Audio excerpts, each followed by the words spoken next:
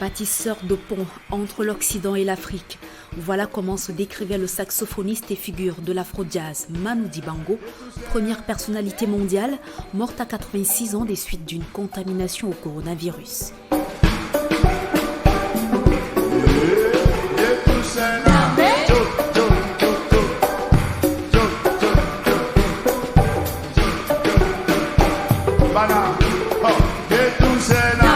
Emmanuel Dioké Dibango est né le 12 décembre 1933 à Douala, dans une famille protestante très stricte.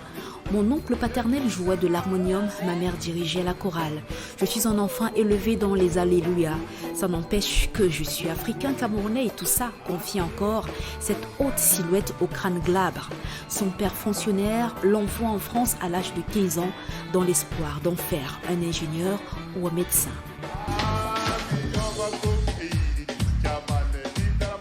3 kilos de café. La petite histoire raconte qu'après 21 jours de bateau, Manu Dibango rejoint Marseille, puis Saint-Calais dans la Sarthe. Dans ses bagages, 3 kilos de café. Denrée rare dans l'immédiat après-guerre et titre de son autobiographie. Pour payer sa famille d'accueil, puis il étudie à Châtres où il fait ses premiers pas musicaux à la mandoline et au piano. Dans cet univers blanc, l'adolescent qui de son propre aveu ne connaissait pas la culture africaine s'identifie aux vedettes afro-américaines de l'époque. Count Basie, Duke Ellington, Charlie Parker deviennent ses héros.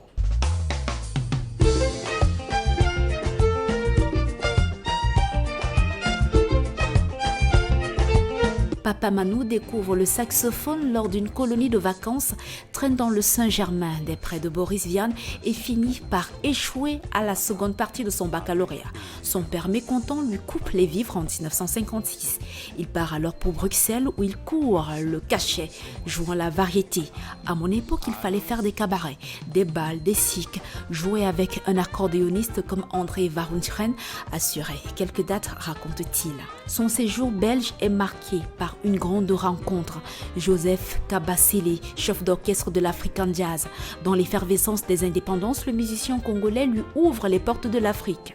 Manu Dibango le suit à Léopoldville où il lance la mode des tweets en 1962, puis ouvre une boîte au Cameroun. 3 ans plus tard, il est de retour en France sans le sou.